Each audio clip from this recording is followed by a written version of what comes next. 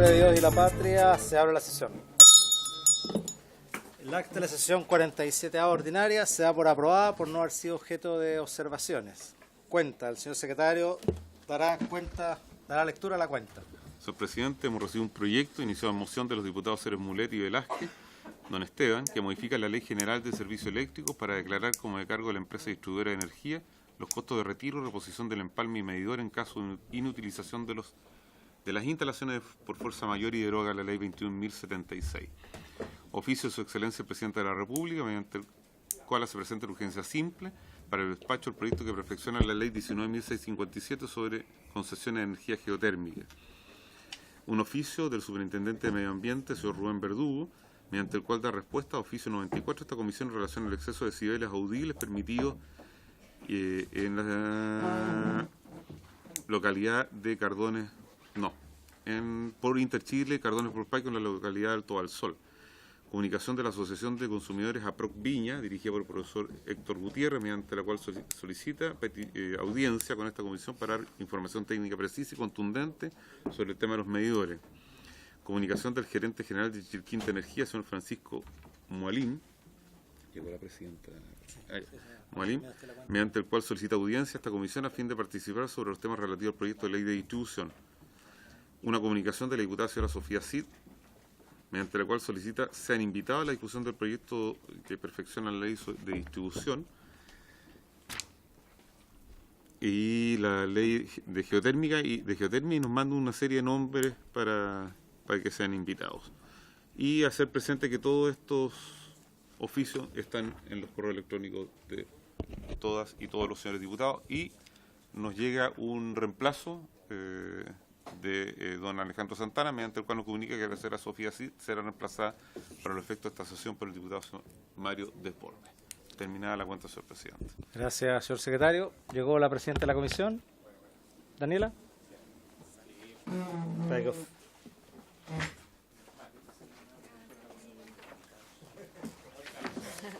Gracias, diputado. Diputado Gaona. Ofrezco la palabra sobre la cuenta. Diputado Mulet. Como lo conversamos algunos o todos nosotros, quisiera pedir la fusión del proyecto que ingresó por los otros proyectos a propósito de lo que conversamos. Sí. Hay que tomar Vamos a acordar entonces solicitar a la sala fusionar ambos proyectos, porque entiendo que uno es el diputado Mulet y el otro el diputado Santana, que ingresaron después de haber solicitado la... ¿Cuántos autores tiene ese proyecto fusionado como 70? Claro, ya la mitad de la sala. Está aprobado. Acordado, diputado Mulet. Ofrezco la palabra sobre la cuenta. ¿Puntos varios? Diputado Castro. Gracias, presidenta.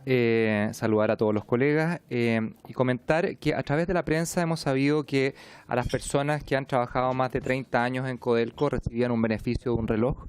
Eso, por un tema de austeridad, se ha sacado.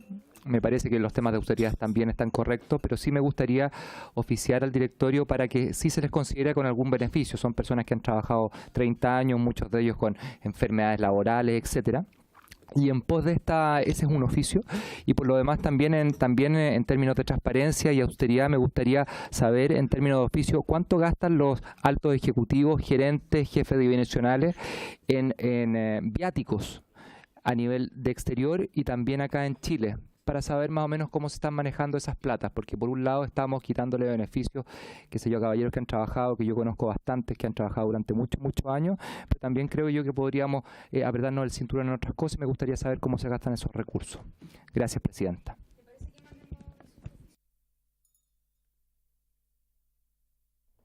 Ofrezco la palabra, puntos varios. Solo quería tomar el acuerdo, o más bien para que sea también consenso de todos los miembros de esta comisión, que el próximo miércoles 15 pondríamos en votación la idea de legislar de las mociones que hacen alusión con respecto a los medidores inteligentes.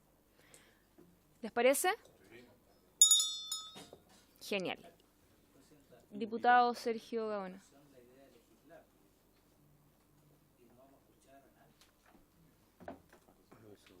Es que hemos escuchado, ya hemos tenido audiencia, hemos estado... Ah, esa es una solicitud que me hizo hoy, entiendo, el Ministerio de Energía. Entonces lo que podríamos hacer es tener la presencia de la ministra el próximo miércoles y votar luego de la exposición de ella. ¿Le parece? De hecho, venía la ministra.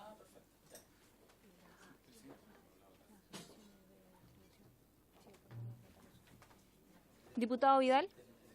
Sí, en el mismo espíritu entiendo que estamos citados para el próximo martes para el proyecto de rebaja de las utilidades, ¿cierto? Y también la idea es votarlo el próximo martes o no todavía.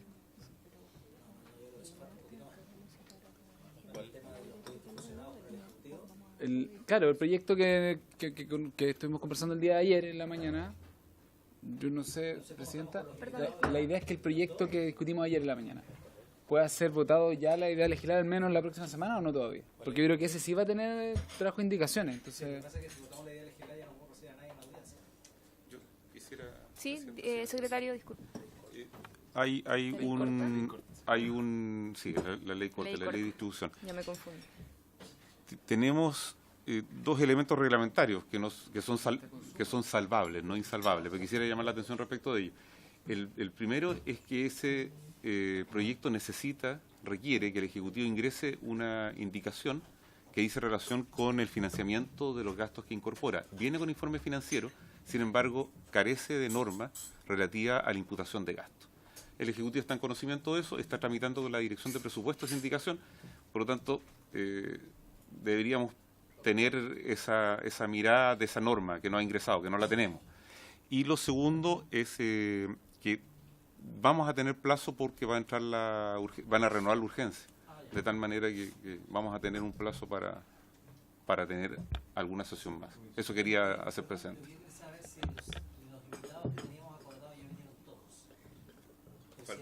Faltarían los del día lunes, que son los de la señora Sofía Cid, más la industria que vendría el martes. ¿Podemos votar a continuación de esa presentación? El día martes, para leer la sala. ¿Y el lunes? Sí, el lunes también. Sí, es que nosotros ya habíamos acordado... ¿Podemos repetir el acuerdo? Sí, no, sí, de hecho está. No, pero para que quedemos todos claros. El día lunes vamos a sesionar de 2:30 a 4:30 y el día de ayer nos mandó una lista de invitados la diputada Sofía Cid para la ley corta. Vamos a recibirlos a ellos. Yo no sé si es que hay algún otro invitado más de los que ustedes quieran recomendar, porque hemos tratado de poner a todos los que ustedes nos han señalado. Y el día martes vendría las empresas. Y yo entendía que el gobierno, justamente lo que señala el secretario, que justamente tenían que resolver un tema más bien administrativo y que iban a hacer la renovación de la suma urgencia. Por lo tanto, todavía tenemos tiempo para poder tramitar ese proyecto. Diputado Gaón y luego el diputado Müller. Esto significa que el lunes tendríamos sesión De ordinaria 2:30 a de Comisión de Minería y Energía de 2:30 a 4:30. Ley corta. Y después está de 5 a 7 la Comisión Investigadora. Sí, Ya, presidente. no, está bien, no, pero es que estoy medio enredado. Ya, Para su agenda, sí. Así y es. el martes, no, pues nada. Tenemos, sí, paralelo a la sala, tenemos a los empresarios, a la empresa distribuidora. De 11 a 1. Sí. Ley corta de ley 11 a 1. corta, y el miércoles mociones, medidores inteligentes. Mayor inteligente, ya. Perfecto. ¿De acuerdo? ¿Estamos claros? Diputado Mulet.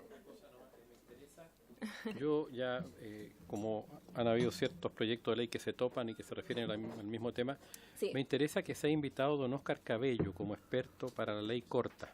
Ya, vamos a agregarle Él entonces, fue invitado secretario. en el caso Medidores, pero no vino. Él es experto con ADECU, vino otro Ah, experto. porque parece que estaba en el extranjero. Con Óscar Cabello. Vino con Había ADECU, un- claro. Este se llama don Óscar Cabello. Específicamente él es experto en tema eléctrico. Ya. En Conadecu, sí. Después nosotros nos coordinamos y Sí, usted nos pasa los le antecedentes. Ese sería para el día lunes, entonces. Ley corta, exacto. Porque entiendo, ¿cuántos son los invitados de la diputada Cid? Le digo de inmediato. Son 1, 2, 3, 4, 5, 6, 7. ¿Pero 7 de distintas entidades? Sí. Ah. Ya, entonces vamos a ver cuándo podríamos invitar entonces diputado Mulet, porque entiendo que hay varios de la diputada Cid, así que vamos a tratar de coordinarlo. ¿Ya? Quizás podría ser el que usted recomienda y el de diputada Cid el día lunes para que también exista algo de equilibrio. Ofrezco la palabra en puntos varios. Ya, entonces vamos a pasar a la orden del día, continuar, ¿no es cierto?, con el proyecto de... Bueno, acá tenemos dos cosas. Tenemos pendiente a la biblioteca, que lo habíamos dejado por el día de ayer, ¿no es cierto?, para hoy, a propósito de que teníamos algunas complicaciones de tiempo, y también a el secretario ejecutivo de la CNE, así que darle la bienvenida a cada uno de ustedes. ¿Les parece que empecemos por la biblioteca, ya que teníamos eso pendiente? Sí, vamos a darle la palabra primero a la biblioteca y luego al secretario para después terminar con usted con algunas preguntas. ¿Sí? No sé si tenemos copia de lo que acordamos hoy en la mañana, de la indicación que vamos a ingresar cuando estemos discutiendo el proyecto de medidores, cosa que se lo lleven los parlamentarios para que la suscriban todos y la tenemos lista para el próximo... La secretaria nos va a ayudar a repartir. Martes, no sé si cuándo nos toca, ya me perdí. Bueno, unos días que nos toca.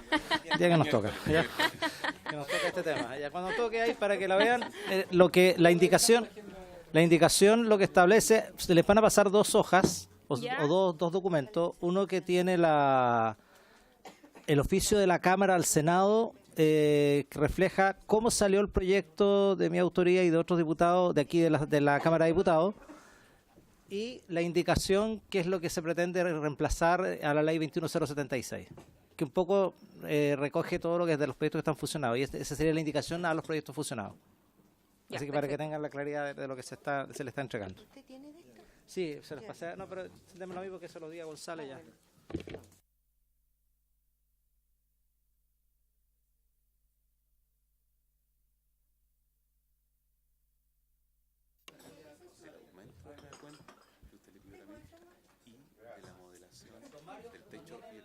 Ya, perfecto.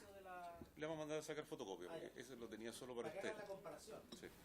Ya, vamos a darle la palabra inmediatamente entonces a nuestros invitados, los señores Samuel Ampuero y Nicolás García. Lo tiene Sergio Gaona. Entonces hay que arreglarlo. Bienvenidos.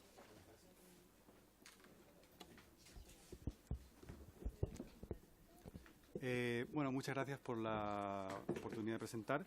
La Comisión nos había solicitado presentar cómo se regula el sector de distribución en varios países. En el tiempo que tuvimos para hacerlo, pudimos preparar para 4 países, para España, Francia, Perú y Colombia. Y nos centraremos en los aspectos generales de la distribución, haciendo énfasis en lo que tiene que ver con el proyecto de ley que reduce la tasa de rentabilidad del sector de distribución que se ha discutido y que se discute en la Comisión. En todo caso, como les digo, esto es general, y la semana que viene o en la semana distrital entregaremos un informe con el contenido de esto, pero más detallado y en formato informe. Así que pasamos a analizar los países. Empezamos por España. Los aspectos generales del modelo de regulación del sector eléctrico en España, hay que tener en cuenta que el sector se divide en 4 segmentos: en generación, transmisión, distribución y comercialización. Y el sector generación no está regulado, está liberalizado los precios, como sucede aquí y en otros muchos lugares. El sector transmisión y distribución está regulado, tiene tarifas reguladas. Y como veremos, el sector comercialización tiene una parte que está de precios regulados y de precios libres. Luego entraré en el detalle de eso para que lo comprendamos, pero eso es la foto general, digamos, del sector eléctrico en España. Siguiente. Nos había solicitado que hiciéramos un poco de hincapié en quién se encarga de regular el sector eléctrico en cada uno de los países. En España es la Comisión Nacional del Mercado de Valores y la Competencia, que la Comisión Nacional de Mercado y la Competencia es la que ha aglutinado todos los organismos reguladores que existían antes en España, ya sea en materia de telecomunicaciones, de energía, transporte y sector postal y el sector audiovisual también, y también, por supuesto, los aspectos de competencia. Es un órgano colegiado que los consejeros los elige, los nombra el ministro de Economía. La regulación del sector de distribución y de comercialización está fijada por ley al detalle, en los aspectos de fórmulas, etcétera, pero los parámetros técnicos y económicos los calcula la Comisión Nacional de Mercados y la Competencia en base a las atribuciones que tiene. Y los periodos tarifarios se fijan por periodos de 4 años, siempre.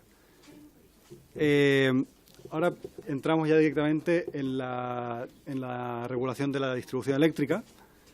Me referiré primero a la retribución en el segmento de distribución. Retribución, cuando hablo de retribución, no quiero decir los ingresos que reciben las empresas distribuidoras por la actividad que ellas llevan a cabo, o sea, los peajes que les deben pagar el resto de usuarios.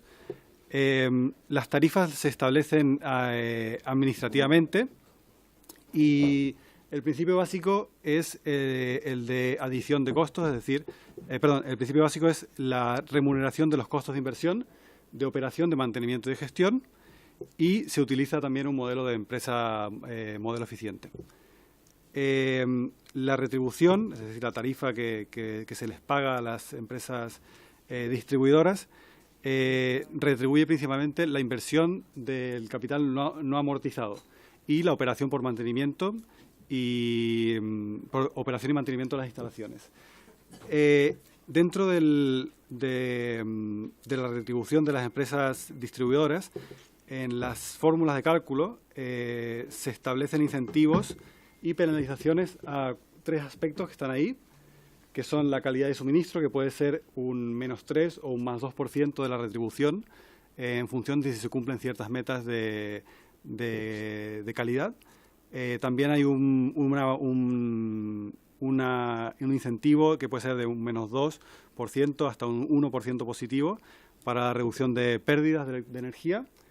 Y el último punto, que es un incentivo, no es una penalización en ningún caso, que es un 20% del peaje defraudado con un límite del 1,5% del total de retribución. Esto básicamente lo que quiere decir es que cuando la empresa distribuidora detecta que ha habido un fraude, por ejemplo, no un cliente, pero una persona que se ha colgado ilegalmente a luz o que ha manipulado su medidor, si eso lo detecta la empresa de distribución, recibe un incentivo en forma de un 20% del peaje que cobraría.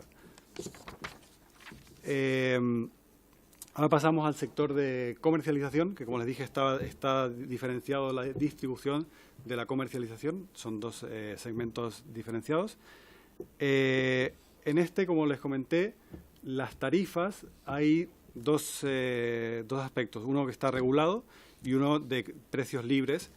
Y esto los clientes, los usuarios finales, pueden optar si quieren acogerse a los precios libres o a lo que se llama el precio voluntario para el pequeño consumidor, que son precios regulados. Esto solamente pueden elegirlo los consumidores que tienen una potencia contratada de hasta 10 kilovatios. El principio fundamental, digamos, para calcular las tarifas en la comercialización es la adición de los costos, es decir, que el usuario final pague todos los costos que se generan para poder llevar la electricidad a su casa, que en este caso son generación, que son precios de mercado, como había dicho, los peajes de acceso del sector de transmisión y de distribución y los costos de comercialización de la propia empresa comercializadora. El precio voluntario para el pequeño consumidor es el precio máximo que se puede cobrar, que pueden cobrar las empresas a los consumidores que se acogen al precio regulado, y es el mismo para todo el país, no varía en todo el territorio. Por otro lado, el precio liberalizado lo acuerdan libremente los clientes y las comercializadoras. En ese caso no hay ninguna regulación de precio. Para hacerse una idea de cuántos clientes se acogen a cada cual, a noviembre del 2018, el 58,2% de los consumidores residenciales estaban acogidos a precios desregulados, precios libres. no el precio voluntario del pequeño consumidor. Y alternativamente, la ley también obliga a las empresas comercializadoras a entregar la opción de una tarifa fija, es decir, una tarifa que se cobre siempre los mismos euros por kilovatio hora a lo largo de todo el año. Porque, por ejemplo, en las tarifas libres el precio va variando y en las tarifas para el precio voluntario para el pequeño consumidor también varía según las horas del día y según el momento del año, siempre regulado y con un límite. Estos son los aspectos básicos de la comercialización y además también hay que nombrar que existe lo que se llama el bono social para los consumidores. El bono social básicamente es un descuento sobre la factura, sobre la boleta de los usuarios finales, de los consumidores, y está destinado para los consumidores que se los considera vulnerables. Puede ser de un descuento de un 25% sobre el total de la boleta eléctrica o de un 40% para los consumidores que son considerados vulnerables severos. ¿Quién define, qué es un consumidor vulnerable? Básicamente son los que cumplen uno de los 3 requisitos que están ahí, que tengan una renta inferior al ciento umbral, no he puesto el número porque tampoco no dice mucho, que sean familia numerosa, que las familias numerosas son las que tienen 3 o más hijos, o que sean jubilados o pensionados por incapacidad permanente y que reciban una pensión mínima. Es decir, una familia o un usuario que cumpla una de estas condiciones se puede acoger a este bono social, que es el descuento de la tarifa de un 25 o de un 40%. Y finalmente el bono social, ¿quién lo financia? Pues lo financia por ley la empresa matriz de la empresa comercializadora, o en el caso de que la empresa comercializadora no forme parte de ningún grupo empresarial, lo financia la propia empresa comercializadora. Ya para terminar con España, pasamos a la parte de la rentabilidad. La rentabilidad, primero me refiero de nuevo a la distribución y después a la comercialización. La tasa de rentabilidad se aplica sobre el capital invertido no amortizado y ha habido un pequeño... la ley es del 2013 y fija una forma de cálculo hasta el 31 de diciembre de este año, del 2019, y a partir del 1 de enero del 2020 esto va a cambiar. Paso a explicarlo. Hasta el 31 de diciembre del 2019, la tasa de rentabilidad para el sector de distribución se basa en el rendimiento de las obligaciones del Estado, los bonos del Estado, a 10 años más un adicional de 200 puntos básicos, es decir, un 2% más. En rigor, para ser precisos, es el promedio del rendimiento de las obligaciones el promedio del rendimiento de los últimos 24 meses de las obligaciones del Estado de 10 años. Eso es técnicamente lo que se hace y se le suman 2 puntos porcentuales. Con esta fórmula de cálculo, a fecha de hoy y hasta el 31 de diciembre va a estar en vigencia, la tasa de rentabilidad es de un 6,5% antes de impuestos. A partir del 1 de enero, como he dicho, cambia la metodología de cálculo y se va a utilizar un poco algo muy similar a lo que se propone en el proyecto de ley, que es el costo promedio ponderado del capital, ¿vale? Hay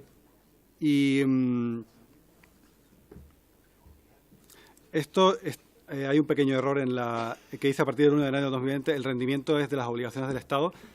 Hay que quitarlo de obligaciones del Estado y quédense con la idea de que se utiliza el costo promedio ponderado del capital, básicamente. Aunque ayer se explicó muy bien lo del costo promedio de capital, básicamente lo que hace esto es refleja cuál es para poder pagar sus intereses y para financiarse con capital de sus accionistas que requieren también una rentabilidad. Y la tasa de rentabilidad siempre es también antes de impuestos. Samuel, dame un segundo. Quería... Sí, gracias. Yo quisiera hacer una observación, señor presidente, para beneficio del entendimiento bien. En los modelos estos tarifarios es importante la tasa, pero es importante también cuál es el modelo. El modelo español se fundamenta en empresa real, no en empresa modelo. Entonces, tengámoslo en cuenta porque eso tiene un impacto muy importante en la tasa. O sea, los modelos que se representan por empresa real, como el español, y no con todo el cálculo de una empresa ideal, requieren una tasa mucho más baja porque tienen menos riesgo, están rentando los activos reales. En el caso nuestro, el modelo presenta más riesgo para la empresa porque es una empresa ideal, no es igual a la que está invertida, por lo tanto necesita tasas más altas. Entonces, las comparaciones del modelo de empresa con la tasa no son equivalentes, solo eso quería agregar.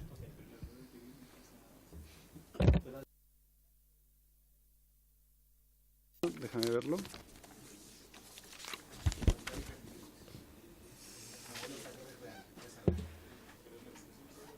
Espera.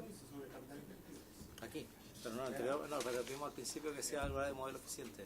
Sí, déjame ver, pero ¿en qué sector específicamente? Un segundo. Puede ser transmisión. No,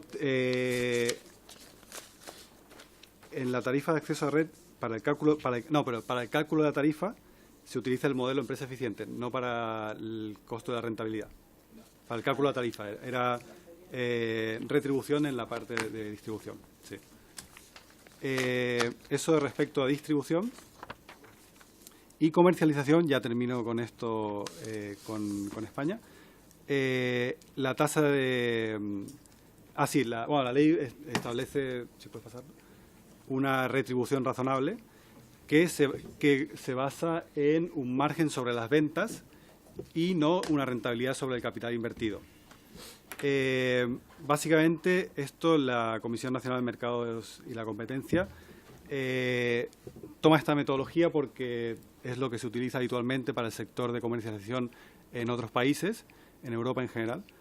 Y además porque no se suele utilizar sobre el capital invertido en el sector de comercialización porque es menos intensivo en capital el sector de comercialización. Por eso se utiliza una tasa sobre las ventas. Y la ley no fija una tasa de rentabilidad mínima tampoco en este caso. Aquí hay un resumen de todo lo que he comentado, bueno, cómo cambia a partir del 2019 y 2020, el tiempo que dura la tarifa, que son 4 años, etcétera, etcétera. Y paso a los mismos puntos respecto al sector en Francia. También, como en España, hay 4 segmentos, el de generación, transmisión, distribución y comercialización. El principio básico también es el de adición de costos, es decir, que el usuario final en principio pague todo lo que los costos en que se incurren para poder llevar la electricidad a su casa. Y pagan todo. El usuario paga todo. En principio, igual que Chile, en principio ese, bueno, igual. y como hemos visto en España, hay igual medidas de bono social, etcétera. El sector generación también está desregulado en principio. Las tarifas, la transmisión, la distribución y la comercialización tienen tarifas reguladas. El organismo regulador es la Comisión Nacional de la Energía. Se encarga del buen funcionamiento del sector de electricidad y gas en beneficio de los consumidores finales. Es una autoridad administrativa independiente con 2 órganos, la Comisión y el Comité de Solución de Diferencias y Sanciones. Y la Comisión está formada por 6 miembros, un presidente, que lo nombra el presidente de la República, uno nombrado por el ministro encargado de los asuntos de ultramar, o sea, de los territorios que están en ultramar, uno nombrado por el presidente de la Asamblea Nacional, uno nombrado por el presidente del Senado y 2 miembros nombrados por decreto en base a sus conocimientos técnicos respecto a la protección de consumidores y de aspectos de demanda y energías renovables. El proceso tarifario, bueno, lo que se hace es que la Comisión para la Regulación de la Energía propone las tarifas y en el caso de que los ministros del sector de Economía y de Energía no tengan ningún comentario, las tarifas se dan por aprobadas. Y las tarifas se fijan por periodos aproximados de 4 años. Ya pasó al sector de distribución, de nuevo, como en el caso de España, los aspectos de redistribución, los ingresos que reciben por la actividad de distribución. Los principios que regulan la retribución de la distribución eléctrica son básicamente 4. Que la tarificación del acceso a la red debe ser independiente de la distancia entre el lugar de inyección de la electricidad y el lugar en el que se consume, digamos, o en el que se extrae, digamos. La misma tarifa de acceso a la red debe ser igual la tarifa de acceso debe ser igual para todo el conjunto del territorio nacional. El principio de no discriminación, es decir, que la tarifa sea la misma independientemente del uso que se le dé a la energía, a la electricidad, y establecer tarifas que incentiven que los clientes limiten su consumo en los periodos en que el consumo global de la red es más alto, para hacer como una medida de eficiencia. Enedis es la empresa dominante en el sector de la distribución, que controla, tiene cobertura en el 95% del territorio francés. Y lo que hace la Comisión Reguladora de Energía en sus cálculos es determinar un ingreso total autorizado, que se llama, en base también a los cargos de explotación y a los costos de capital.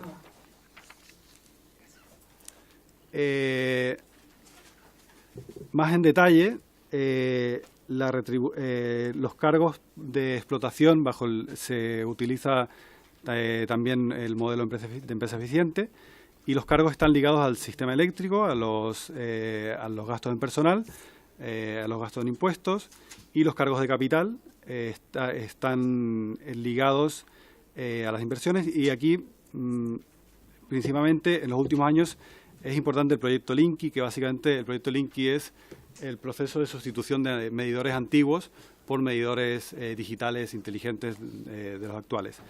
En los costos de capital se incluye el proyecto Linky y se autoriza una amortización anticipada, una amortización acelerada anticipada por el hecho de la sustitución de los medidores antiguos por los medidores inteligentes.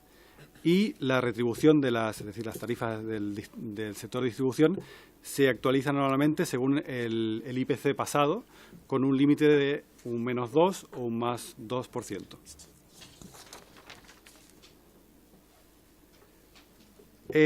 También se incorporan incentivos tarifarios. No hemos entrado en el detalle por el tiempo y también tanto por el tiempo de exposición como por el tiempo que tuvimos para prepararlo.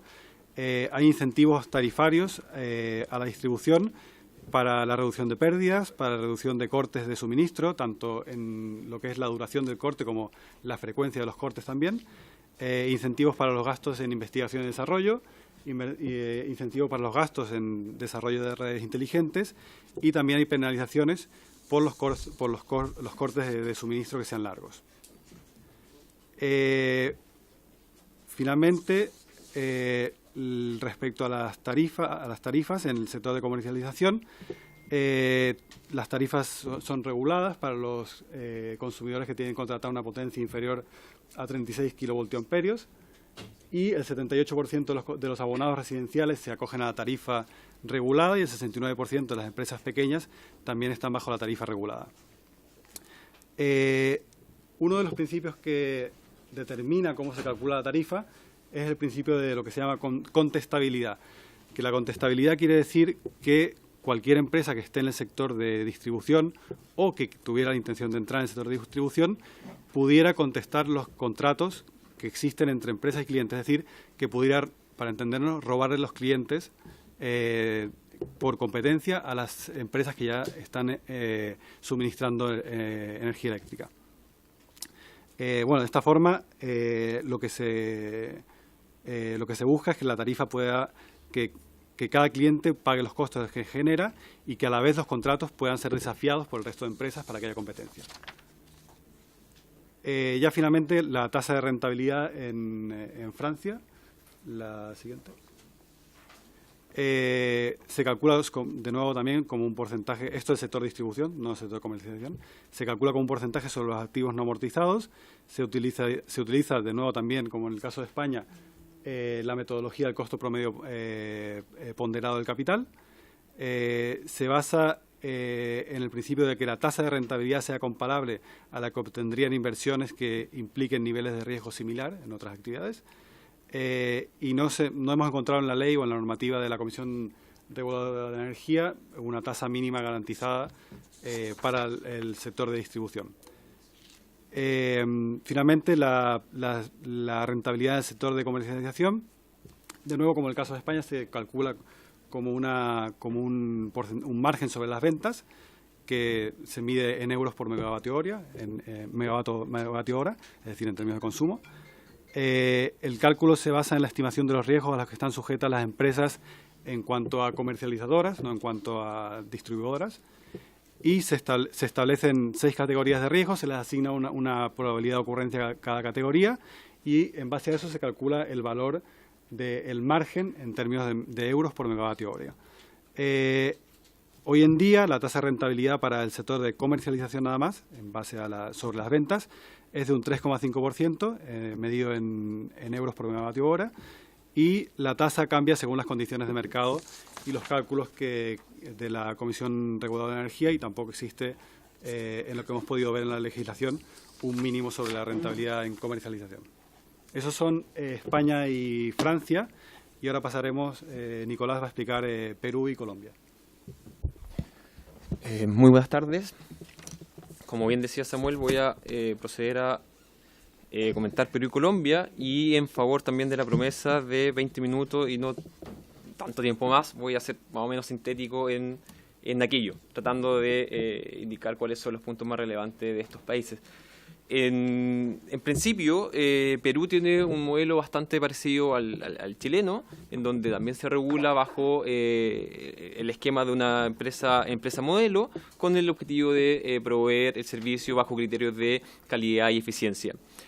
Algún punto distintivo es este sistema de regulación que se llama Yardstick Competition, que establece un parámetro de comparación con empresas de una zona típica de distribución, lo cual permite establecer un parámetro de competencia y eficiencia al respecto. Otro elemento común respecto al modelo chileno es que también se calcula un valor agregado de distribución según sector típico de distribución para estimar la tarifa a cobrar para los clientes o usuarios finales. El organismo regulador en este caso, el denominado organismo supervisor de inversión de energía y minería, que en términos sintéticos el encargado de regular y supervisar la empresa del sector eléctrico en general, y también se encarga de fijar y revisar las tarifas y establecer la normativa en particular. Vale decir de que en Perú, al igual que en Chile, hay un sistema de generación, transmisión y distribución, y no existe un sector de comercialización como era el que estábamos comentando anteriormente en el caso de España y Francia. En términos de la estimación de los costos para el uso del cálculo de la tarifa, como comenté anteriormente, aquí lo relevante es que se usa un valor agregado de distribución según el sector típico de distribución, y tal como se conversaba ayer por el profesor Cristian Muñoz, esto implica el pago del costo de capital, el costo de inversión y el costo de operación de mantenimiento para que funcione esta empresa distribuidora.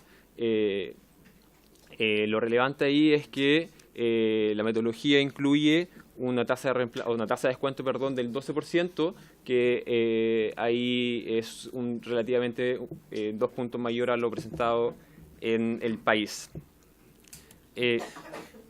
En términos de el cálculo de las tarifas en el sector de distribución eléctrica del Perú, como comentaba anteriormente, esto recoge la sumatoria de 3 actividades, nuevamente generación, transmisión y distribución, y también hay algunos cargos adicionales. En el cálculo de la tarifa se había conversado y se había dicho de que se hace según sectores típicos de distribución, que en este punto son 6. Se reconoce según urbano, rural, en distintas categorías. También hay una distinción para algún sector agrícola. Al igual que lo que ocurre acá en el país, la tarificación ocurre cada 4 años, y también hay un reajuste periódico según tipo de cambio, precios del cobre o alguna otra variable relevante. Un punto importante es que en el Perú existen subsidios, que es el denominado Fondo de Compensación Social Eléctrica, que establece algún beneficio para consumidores según algún espectro de consumo relevante. En definitiva, como criterio de tasa de rentabilidad, la tasa de descuento es del 12%, que es mayor a la que está vigente acá en el país, y hay un estándar de +4 también, o sea, más o menos 4, que establece que el mínimo va a estar en un 8%, que equivalente acá a lo que ocurre con el 6%, y la tasa máxima va a estar en el borde del 16%. Ese es el margen en el cual se debería mover esta tasa de descuento a partir de la moderación de esta empresa modelo eficiente a partir del sector de distribución típica. Al igual que como lo habíamos comentado con los otros países, tenemos ahí una tabla de resumen, más que nada con los puntos críticos que son relevantes para regulación en el sector eléctrico en Perú. Por último, voy a pasar a Colombia, que Colombia tiene también una regulación y un reconocimiento de que el sector de distribución constituye un monopolio natural que convive en el sector eléctrico conjunto con la generación, transmisión y la comercialización. En Colombia sí existe el agente comercializador, que es quien vende la energía a los usuarios finales, y por lo tanto el distribuidor no va a actuar como intermediario inmediato, pese a que puede tomar esa misma función. Pero cuando un distribuidor toma la función de comercializador, tiene la limitante de que tiene que haber contabilidad separada en ese punto, para diferenciar claramente aquello. El organismo regulador, en este caso es la Comisión de Regulación de Energía y Gas, que nuevamente las funciones son bastante similares en términos de que tiene que regular la actividad eléctrica, tanto para la definición de la tarifa y la tasa de retorno, y también define cuáles son los criterios para establecer algún subsidio, que nuevamente acá hay subsidios cruzados para estratos inferiores, que eso en algún punto hace complejo, ¿cierto?, la comparación directa con las tarifas del sector eléctrico en Chile.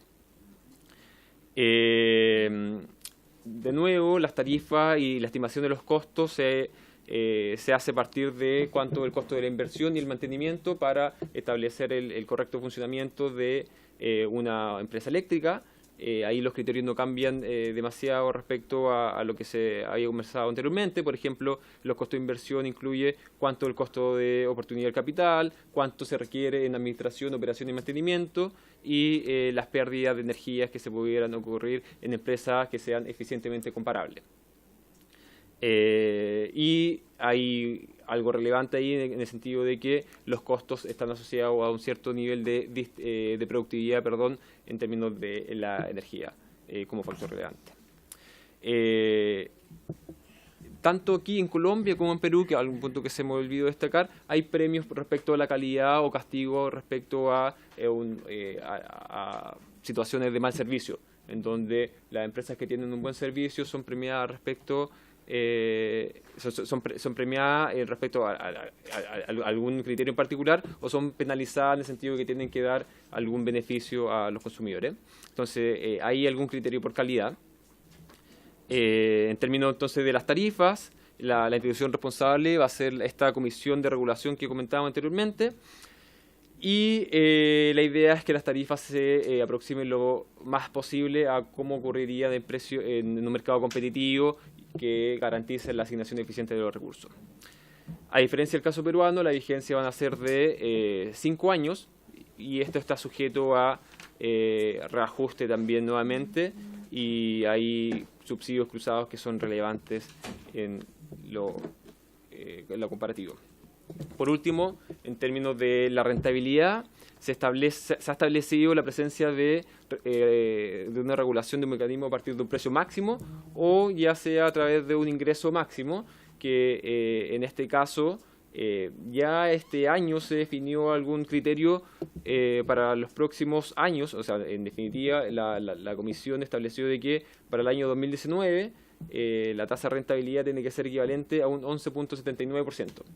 Y así también establece porcentajes para el año 2021 y siguientes. Por ejemplo, en la resolución 93, en otra resolución más reciente, establece de que del 2022 para adelante, hasta que se fije algún criterio distinto, la rentabilidad va a estar asociada a un 11.36%, que en este caso es levemente menor a lo que conversábamos anteriormente en el Perú, pero también mayor a lo que existe en Chile. Por último, la metodología de cálculo de la rentabilidad considera un conjunto de criterios que ya han sido comentados tanto por Samuel o lo que se conversaba ayer, que era referente al riesgo de la industria y algunos otros criterios de inflación o estimación de costo. Eso respecto a lo medular y igualmente tenemos algunos criterios que ya resumen respecto a este país. Pero en definitiva, si tuviera que indicar aquí Colombia y Perú, Perú es un caso bastante similar al chileno y hay algunas diferencias en las tasas de rentabilidad y en la tarifa, pero más que nada está ahí expresado. Y vendría siendo eso y quedamos atentos a cualquier duda. Muchas gracias por la exposición que hace la Biblioteca del Congreso. Voy a darle la palabra al secretario ejecutivo de la Comisión Nacional de Energía y al último hacemos las preguntas porque si no, no vamos a alcanzar.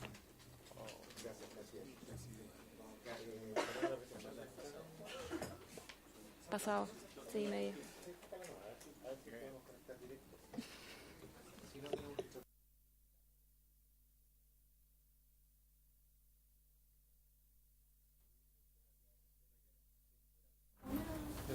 Mejor hacer las preguntas del tiro para que no se mezclen los temas.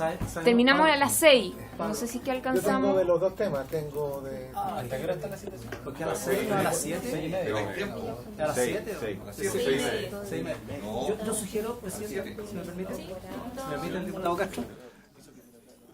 Yo sugiero que escuchemos a la Comisión Nacional de Energía porque probablemente varias de las preguntas que tenemos acá es para hacer las comparaciones con el sistema chileno y todo eso. Sí. Usted tiene dos temas. Podemos hacer uno de los temas.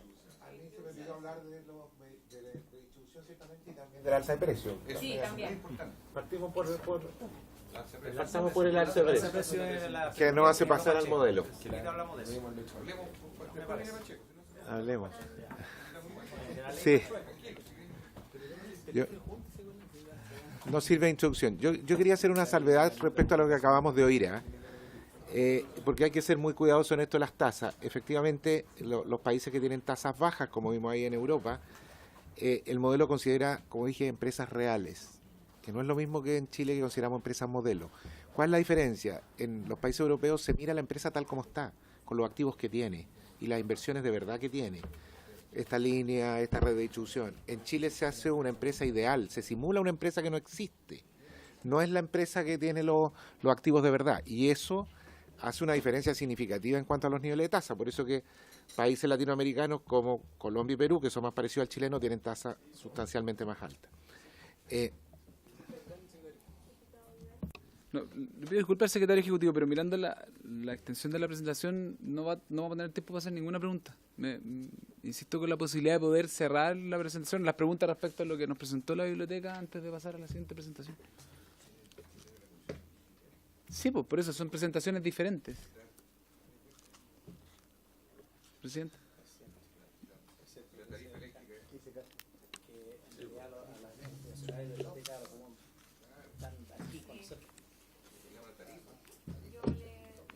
Continúe, secretario. Primero vamos a pasar rápidamente, estas láminas son muy sencillas, no se refieren a cosas que probablemente ya sabemos todos.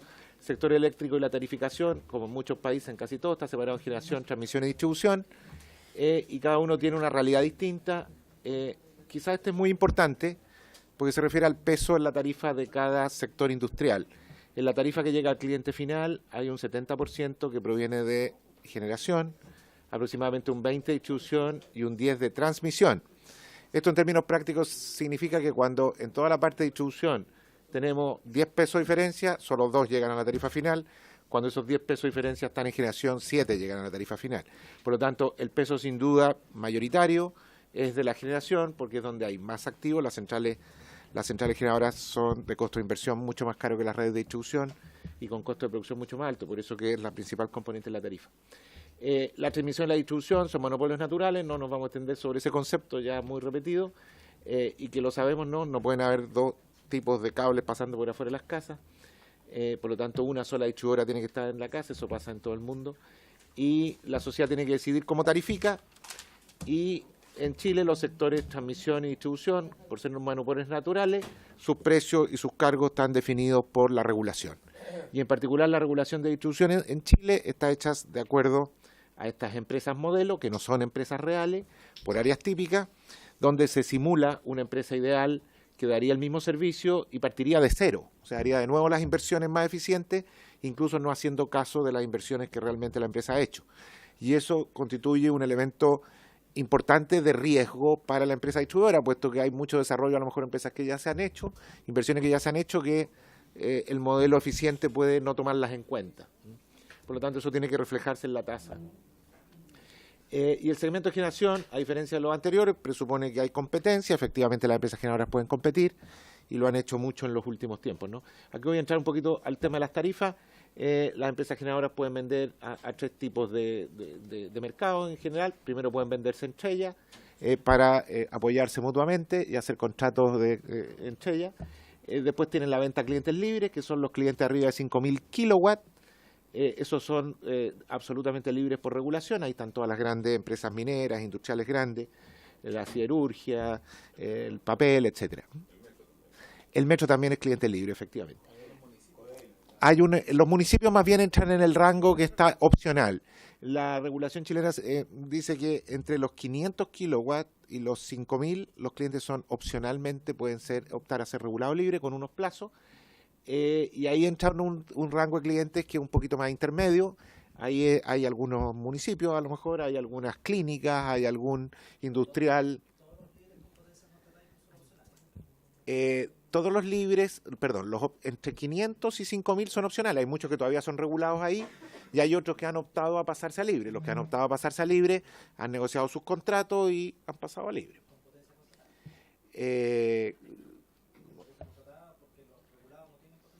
Los regulados no tienen potencia contratada. Claro, todos estos libres en realidad tienen un esquema que registra potencia y de alguna manera tienen todos medidores inteligentes también, digamos, porque para pasar a ser libre tienen que tener un medidor un poquito más sofisticado, como lo tienen los clientes libres grandes. Y por último están las ventas a clientes regulados, que son de los de menos de 500, eso no tiene ninguna opción, y tienen que ser regulados porque efectivamente la legislación reconoce que como son clientes pequeños no tienen una capacidad de, digamos, negociación importante frente a sus suministradores, y es mejor que la autoridad regulatoria ahí los ayude, ¿no? y defina los precios eficientes a través de las fijaciones reguladas. Algo, no sé qué pasa aquí. Me pasó algo raro, pero en fin. Saltémonos aquí inmediatamente mejor al tema de cómo ha ido cambiando, y aquí me voy a pasar un poquito a la parte del alza de precios, ¿no? Pero vamos a pasar rápidamente por ello, y cómo a través de diversos cambios se llegó a este proceso en que los precios de generación provienen de las licitaciones de suministro. Hubo un tiempo que no lo eran así, hubo un tiempo antes del año 2006 que venían de un cálculo de la autoridad aplicado a los costos futuros de producción, pero a partir del año 2006-2007 pasó a ser licitaciones de suministro competitiva, donde sobre base establecida por la regulación, por la CNE, y después establecida bastante más rígidamente en reglamentos y leyes, se ha definido cómo se hacen estas licitaciones, de manera que los generadores ofrezcan sus mejores precios y estos vayan a parar a la componente de generación. Los procesos de licitación históricos están más o menos aquí. Los primeros procesos son del año 2006, 2007, 2008. Como ven ustedes ahí, hay unos numeritos, 13,2, 7,5, 11,2. Ahí se licitó prácticamente toda la energía del sector regulado, son aproximadamente 30 terawatt-hora o 30.000 gigawatt-hora. En esos 3 primeros años partieron las licitaciones y por lo tanto se licitó todo el suministro. Después siguieron licitaciones que más bien iban representando crecimientos vegetativos. Y hacia 2014, 2016 comenzaron licitaciones que ya van mirando más adelante. Las licitaciones se hacen con un plazo de 5 años de antelación para permitir que los nuevos proyectos se puedan desarrollar. Las barras ahí muestran las cantidades de energía licitadas y se ve claramente que las licitaciones, hay un periodo en que casi no hubo interés de las generadoras, que es el periodo de los precios más altos, ¿no? Allá 2012, 2010, 2013, en que los precios adjudicados fueron muy altos, pero también por bloques de energía muy bajos. Había muy poco interés de los generadores en participar, incluso a esos precios tan altos. Era la época en que se cortaba el gas, la época en que los combustibles valían muy caros, y por lo tanto no hubo mucho interés. Las licitaciones más grandes últimas son las de 2014, con bloques bastante grandes de energía, y la de 2016. La primera de 2014, como fue hecha con 5 años de antelación, es la que nos está repercutiendo hoy día. Los precios que estamos viendo hoy día provienen todos del 2014 para atrás, y los precios de las licitaciones que están hechas más adelante, 2015, 16, 17, que ciertamente son más bajos por la penetración de energías renovables y el cambio estructural del mercado a la baja, van a entrar 5 años después de eso. Por lo tanto, los precios más bajos ahí están entrando hacia el año 21, 22 y siguientes, ¿no? Esto es más o menos lo mismo, solo en cantidad oferente, son más o menos los mismos precios y se ve que efectivamente la mayor cantidad oferente se acumula hacia el final, donde se empieza a producir el cambio estructural en el mercado mundial, digamos, de descenso de los costos de inversión de las energías renovables. Este es un cuadro bien interesante porque nos da cuenta, en cuanto a los resultados de las licitaciones, la cantidad de proyectos de energía renovable adjudicados a partir del 2014, 15, 16 en adelante, y estas son energías que descansan sobre la base de los contratos que se adjudicaron en las licitaciones. Entonces, estas energías que son importantes, las renovables, fueron adjudicadas gracias a que esas empresas pudieron financiar sus proyectos fundamentadas en los contratos licitados, ¿no? Y por lo tanto, cualquier alteración de esos contratos significaría probablemente un impacto importante para esas empresas que están en vías de construir sus proyectos. Recordemos que la licitación esta última, la del 2016 en particular, hubo cerca de 6.000 megawatts, una gran cantidad de energía asignada a fuentes renovables, energía eólica, solar, que adjudicaron contratos y que, bueno, confían en que esos contratos van a estar ahí cuando ellas hagan sus proyectos. Y en base a eso consiguieron los financiamientos respectivos. No obstante, las últimas licitaciones de suministro han sido adjudicadas a precios inferiores, es decir, la 2014 nos pesa mucho. Todavía, para adelante empieza a bajar la cosa, los precios de energía y potencia se obtienen en la licitación de suministro para clientes regulados y después, según la ley, se establece que las distribuidoras deben traspasar a los clientes estos precios. Un cuadro esquemático para entender un poquito cómo pasa esto de los contratos a los dólares y entender un poco lo que pasó con el alza, ¿no? Aquí la curva roja son los contratos de las licitaciones, lo que va a pasar con ellos hacia adelante. Estamos casi en una meseta hasta el año 2021 y del 2021 comienzan a caer. Pero ese es el contrato en dólares. Los contratos se hacen en dólares porque todos los costos de producción y de inversión esencialmente están en dólares. Nosotros todavía somos grandes consumidores de gas, de carbón, y los mismos proyectos de energía renovable consiguen financiamiento en base a créditos que están conseguidos en dólares. Entonces, aun cuando la oferta de precio ha caído mucho, a $40, esos $40 por megawatt hora son puro impacto dólar, porque representan el costo de inversión. La energía renovable no tiene costo de operación, pero tiene un fuerte costo de inversión, y ese lo tienen que repercutir porque es el financiamiento de los créditos logrados. Entonces el dólar, desgraciadamente, sigue muy unido a nuestra matriz de costo de energía, ¿no? Aunque no compremos gas, hay que pagar la inversión en las centrales renovables. Y por lo tanto las tarifas están en dólares para que toda la cadena funcione. En cada fijación tarifaria hay que ver cuánto está dando este precio rojo en pesos, y eso es la curva azul que toma desgraciadamente la variación de los precios del dólar, cualquiera sea ella. Y sobre esa curva está dibujado el precio que calculamos nosotros como Comisión Nacional de Energía, que es el amarillo, que justamente para no traspasar a los clientes día a día la diferencia de dólar o mes a mes, hace una suerte de precio promedio, ¿no? Y lo tira y lo deja por 6 meses, y por lo tanto ese precio promedio es muy reactivo a lo que pasa con el dólar.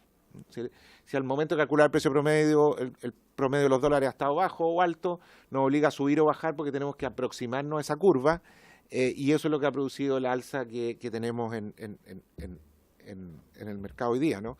Y en la última fijación. Y eso es lo que hace también que sea un poquito poco predecible lo que va a pasar con esto para adelante, porque depende ciertamente del dólar. Eso en cuanto al alza de precios. Después ahí la podemos poner en las preguntas, nos vamos a referir a los proyectos, que fue lo que se nos solicitó, asociado a los medidores, ¿no? En esencia, nosotros entendemos que, para efecto del análisis de los proyectos de ley, hemos agrupado un poco la temática en la voluntariedad del cambio de medidor, el incluir o no el cobro en la tarifa del cobro por cambio de instalaciones, y el tema de la rentabilidad de las empresas distribuidoras, ¿no? Respecto a la voluntariedad del cambio de medidor, nosotros entendemos que las diversas mociones parlamentarias que plantean establecer el nivel legal, la voluntariedad del cambio de la instalación no son necesarias, pues el carácter voluntario será establecido en la norma técnica respectiva y tratado con mayor profundidad en la ley larga distribución. De hecho, el cambio que se va a hacer en este momento y que fue anunciado por la ministra y que se refiere al cambio efectivamente a la voluntariedad, es un cambio que se va a hacer a través de la modificación de la norma técnica de calidad respectiva, ¿no? Y que como Comisión Nacional de Energía ya estamos iniciando. Y este aspecto corresponde a una exigencia de calidad de servicio de la distribución en materia de atribución de estas normas, precisamente, ¿no? Eso en cuanto a la voluntariedad, nosotros creemos que es un tema que va a ser bien tratado en la norma. Respecto a la tarifa, a incluir en la tarifa el cobro por cambio de instalaciones, en la medida que la instalación, medidor o empalme, sea de propiedad de la empresa distribuidora, esta debe ser considerada en el proceso tarifario respectivo. Entendemos que si no fuera así, existe un riesgo asociado a no reconocer esos activos. Entonces, si efectivamente la distribuidora es propietaria de las instalaciones medidas, corresponde que sea reconocido entre sus instalaciones el medidor, digamos. De lo contrario, habría una parte de las instalaciones que no tendría reconocimiento tarifario. Y respecto a la rentabilidad de la distribuidora, el proyecto de ley ingresado por el Ejecutivo aborda esta materia, recogiendo los principales lineamientos planteados por las mociones parlamentarias, disminución de la tasa y procedimiento de la fijación de tasa. Nosotros recibimos ayer una solicitud de esta comisión respecto a un cálculo sobre unas tasas que se nos sugirieron. Nosotros trajimos el cálculo estimativo, pero haciendo la salvedad de que no es equivalente realizar el cálculo, como ya lo habíamos dicho, realizar el cálculo de tasas para empresas reales como en Europa versus realizarlo para empresas modelos como en Chile. El cálculo sobre la empresa real presenta menos riesgo y por tanto se puede fijar una tasa menor, que no es el caso de la empresa modelo, y esas diferencias de tasa pueden ser importantes. De hecho, como hemos visto entre las empresas europeas que se mueven en torno al 6 o 5% versus las empresas latinoamericanas que usan empresa ideal y que se mueven más bien cerca del 10 o el 12. El siguiente ejercicio es solo una estimación, ¿no? Porque en realidad para estimarlo bien depende de bastantes cosas, de los activos, exactamente la vida útil, pero efectivamente se puede hacer una estimación gruesa de lo que podría significar el cambio de tasa. Ahí nosotros hemos puesto el 10% que se usa hoy día, bueno, cero cambio respecto a la situación actual. Si uno bajara al 6,85, como se nos sugirió, da eso un cambio del orden del 14 a 17% en los ingresos de la distribuidora y del orden de 3 a 3,6% en tarifa final. Y así sucesivamente. Efectivamente se ve, y es obvio, ¿no? Porque por efecto de que la parte de distribución pesa solo un 20%, cualquier cambio ahí se atenúa bastante al llegar a tarifa final. Pero yo llamo un poquito la atención también sobre la columna del centro, ¿eh? Porque la columna del centro sí está dando el impacto real sobre los ingresos de la propia industria de distribución. Y si uno ve ahí, cambio al 6,85 o al 6, representan diferencias de ingreso para el negocio de distribución en general del 17 al 20%. Son porcentajes en el segmento de distribución muy altos. O sea, para cualquier sector industrial, y por eso que hay que ser cuidadoso y estudiar mucho esto, para cualquier sector industrial que le digan que se le van a reducir los ingresos al 20% no es un tema trivial, digamos, en cuanto a la potencialidad de inversión, de sostener los necesarios trenes de crecimiento, mantener la calidad de servicio. Entonces, si bien a nivel de tarifa final las repercusiones no son gigantescas, digamos, a nivel de tarifa de la industria en sí son muy importantes. El impacto en tarifa final se ve reducido, ya que la componente de distribución no es la principal, es solo 20%, pero la componente de distribución es crítica de cara a los clientes y en cuanto a la necesidad de disponer de redes de primer nivel, con permanente avance y mejora de inversiones.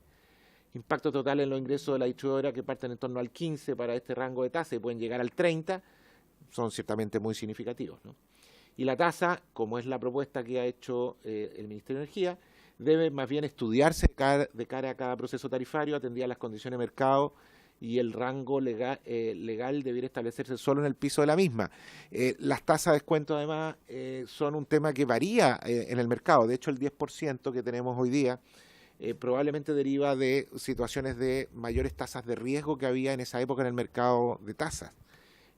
La tasa se construye a través de varias componentes, una tasa libre de riesgo, una tasa de riesgo asociada a la industria, el riesgo diversificable. Financieramente la tasa tiene una construcción y esa construcción puede variar en el tiempo, de ahí que no es muy lógico tampoco dejar tasas muy fijas, sino que más bien hacer lo que se propone en el estudio del Ministerio, y es que la tasa se calcule para cada fijación tarifaria, ¿no? Recordemos además que la propuesta del Ministerio de Energía está sugiriendo que este proceso se haga distinto a cómo se hace ahora, o sea, hay un cálculo que se encargue una empresa externa que haga el cálculo de tasa, haga el cálculo de los costos de la empresa, y que en base a eso la Comisión Nacional de Energía elabore un informe que vaya además al panel de expertos con todas con toda, digamos, transparencia hacia la comunidad, y después el panel de expertos haga observaciones y finalmente de ahí salga el estudio final. Entonces a nosotros nos parece que eso ciertamente puede garantizar mucho más el que lleguemos a tasas correctas en cada oportunidad y a un estudio de costos correcto. Eso en cuanto a la presentación. Muchas gracias al secretario ejecutivo. Voy a dar la palabra al diputado Sergio Gaona, luego está inscrito el diputado Vidal y por último el diputado Castro. Diputado Silver. Diputado Gaona. Sí. Porque Gracias, para poder ocupar Presidenta. menos Un poco quisiera que me pudieran aclarar respecto. Hay notable diferencia entre cómo se hacen las cosas en Europa, porque en Europa se agrega un actor más en todo el proceso de costo de la cuenta de la luz, por decirlo de alguna manera, que es esto de la comercializadora. Y entiendo que la distribuidora se le fija una tasa, una tarifa determinada, y las comercializadoras son un poco más libres, y que la rentabilidad de las comercializadoras sumada con la de la distribución podría ser equivalente a la tasa que tenemos nosotros como distribución acá en Chile. Me imagino que eso es así, esa es una consulta. Y en función de eso, también la pregunta es cómo resuelven en España de la posibilidad de que estos pequeños clientes también pueden tener tarifas libres. ¿Qué capacidad de negociación tienen esos pequeños clientes con las empresas comercializadoras? Y también respecto del bono social, que entiendo que se hace en Francia y en España se hace, y parece que en Perú también, pero en el caso de España, ese precio va por fuera, ese bono va por fuera del precio. También entiendo que lo que entendí es que lo financian las empresas. Me imagino entonces que el costo de ese bono está socializado en la tarifa. No creo que sea una generosidad social de la compañía eléctrica bajo ningún punto de vista, porque las empresas están hechas para ganar plata, no para hacer beneficios sociales. Pero quisiera ver cómo está incluido ese costo en la tarifa de los bonos sociales, porque nosotros hemos estado discutiendo por bastante tiempo la idea de tener un subsidio al costo de la energía para los sectores más vulnerables, tal como es para el agua potable. Entonces quiero conocer un poquito el modelo. Entonces lo que me extraña ahí es que no lo financien el Estado aparentemente, y lo financian los usuarios del sistema. Entonces me gustaría que me explicaran un poquito más allá eso. Después también vi que no hay fijación de un piso en el cálculo de la tarifa, sino que más bien es bastante libre la tarifa en Europa. Para fijarla me refiero, y no hay un piso determinado. Lo que plantea el proyecto de ley que tenemos acá plantea un piso determinado para asegurarles a las compañías eléctricas, y la verdad es que si Chile si es un país que tiene un nivel de riesgo que no es como el Perú, no es como Argentina, no es como Colombia, es más bien, ni siquiera guardaría las proporciones, porque en este mercado yo lo equivaldría al mercado europeo. Por lo tanto, yo no sé por qué tenemos que necesitar asegurar cierto piso a las compañías que vengan a invertir a Chile, cuando las condiciones que tenemos nosotros en términos de riesgo no sé qué tan distinto sea a España, en fin, a los países europeos. Ahora sí, claramente la clasificación de riesgo de esos países es mucho mejor que la nuestra, podría entender, o la de nosotros es demasiado riesgosa, tan riesgosa que haya que fijar un piso. Por eso me gustaría que me pudieran contar eso un poco más. Y finalmente también preguntarles si los medidores y los empalmes forman o no forman parte del sistema de distribución en Europa. Y si forman parte del sistema de distribución, ¿cómo se carga en la tarifa? Y la última, que más bien para la Comisión Nacional de Energía, en las licitaciones del 2014 se comprometieron bloques energéticos futuros, y las empresas cuando licitaron y ofrecieron el precio por megawatt o por gigawatt hora, comprometieron inversiones. ¿Cómo la Comisión Nacional de Energía o el Ministerio de Energía va monitoreando que esas inversiones efectivamente se vayan ejecutando? Porque aquí puedo tener dos alternativas. Podemos decir que quizás finalmente esas inversiones no necesariamente se van a requerir hacer al ritmo que se perdió la licitación. ¿Cómo está salvaguardado? Es que efectivamente las compañías que adjudicaron a ese precio hagan las inversiones y no nos encontremos con sorpresa cuando haya que echar a correr esos contratos, o si se permite que la empresa que determinadamente en el momento se adjudicó, que después no logra hacer las inversiones, finalmente vende ese contrato y al final se puso una comercialización de contrato. Quisiera que me explicara un poquito más eso, si se produce o no, o cómo estamos salvaguardando que efectivamente después podamos abastecer de energía a la demanda. Diputado Vidal. Gracias, Presidenta. A ver, primero, respecto a la presentación de la Biblioteca del Congreso, se menciona en el caso de España un descuento a familias vulnerables, o consumidores vulnerables. Y se señala que ese bono social lo financian las empresas matrices de la comercializadora o comercializadora, pero eso es un financiamiento que está también calculado en el fondo en la tarifa y que es un ajuste, es una especie de subsidio cruzado que administra la empresa en sus costos o lo asume desde su rentabilidad. No creo que sea el segundo caso, me gustaría que me lo pudiera aclarar. Y en el caso de esta, porque habla de las comercializadoras, de la matriz de la comercializadora, si es que, o la propia comercializadora, ¿cómo funcionan? ¿Funcionan como integradas verticalmente o funcionan de manera separada? Porque en Chile la integración está prohibida en el mundo eléctrico y una de las discusiones que se van a abrir a propósito de la ley de distribución es si separamos la distribución de la comercialización de energía. Entonces, ¿cómo funciona en el caso español? ¿Están relacionadas o no esas empresas? En ambos casos, en el español y el francés, no hay piso. O sea, dijo precisamente no había techo, como comentó ayer el académico que tuvimos acá en la comisión. Es una pregunta. Respecto del caso francés en particular, la empresa Enedis, que es la que tiene la cobertura del 95%, ¿es una empresa que tiene capitales públicos o es totalmente privada? No sé si me pueden responder eso de inmediato. ¿Tiene capitales públicos o es 100% privada? No lo sé de memoria. Sí, en su estructura me parece que tiene cotiza en bolsa y creo que tiene capitales privados. Pero no estoy 100% seguro. Lo digo de memoria por lo que vi. ¿Por qué esa pregunta? Porque acá hay principios que ustedes dan a conocer que son interesantes respecto al debate que se dio en el periodo pasado, por ejemplo, con la ley de equidad tarifaria. Dice que la tarificación del acceso a la red debe ser independiente de la distancia entre el lugar de inyección de electricidad y el lugar de extracción. Que la misma tarifa de acceso a la red, tiene que haber la misma tarifa de acceso a la red para el conjunto del territorio nacional, independiente en qué lugar. En principio no hay discriminación, la tarifa es la misma independiente del uso final de la electricidad. Y incentivo a los clientes a limitar su consumo en periodos en que el consumo global es más alto. O sea, ahí hay principios que son de interés público bastante deseables, pensando en el caso chileno.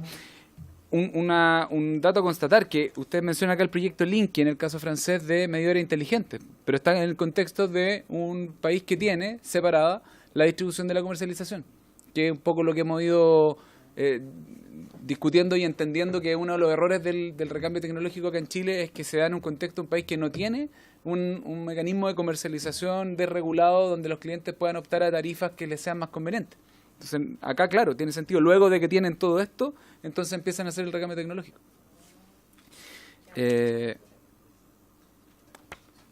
Me quedo con, a propósito, no, pregunta, en el caso de Perú no lo explicita la presentación, si es que ellos cómo tienen dividido el sistema eléctrico, si tienen transmisión, distribución, porque en el caso de Colombia tiene distribución, transmisión, interconexión, generación y comercialización.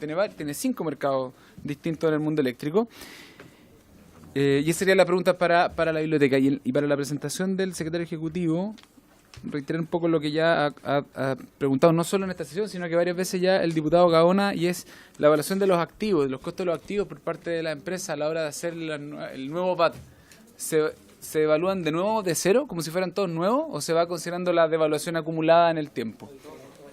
Claro, parte de cero siempre. Entonces, claro, ahí tienen una ganancia de nuevo, parten de cero con activos que no son nuevos. ¿Ya? ¿Al revés?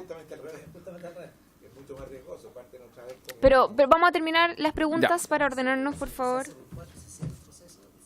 Y se hace de nuevo, pero bueno, ya. Yo quisiera una pregunta, no sé si ustedes la saben, no sé si la tiene quizá don Juan Ignacio. Respecto de los paquetes de energía licitados, los contratos del 2016 son sobre la base de una serie de proyectos que no sé y tengo dudas en qué estado de avance están. Y no sé si usted tendrá la información, pero muchos de ellos ya deberían estar al menos con los compromisos financieros, si es que no en obra. Entonces, saber en qué situación están, porque puede ser que nos pillemos ahí con un problema al final del camino. Y por último, Eso. no, eso no. Diputado Juan Luis Castro y el diputado Silva. Seré muy breve. Micrófono, diputado. El señor Venegas, quiero preguntarle, Presidenta, por su intermedio. Usted sabe que la gente sospecha cuando le cobran la luz. Ya la experiencia de los medidores demostró que la gente quedó alertada y no va a ser fácil cuando empiece a operar la nueva cuenta ahora en invierno, la gente acepte esto de buenas a primeras porque se va a hacer preguntas, sabiendo que es el periodo de mayor consumo, que es el periodo que suben las tarifas. ¿Cómo va a ser,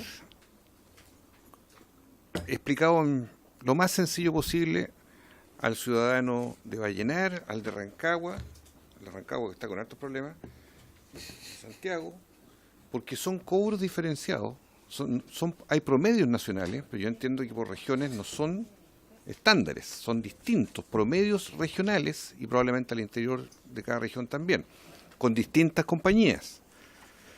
¿Cómo se le explica a las personas que no van a ser objeto de abuso, en otras palabras?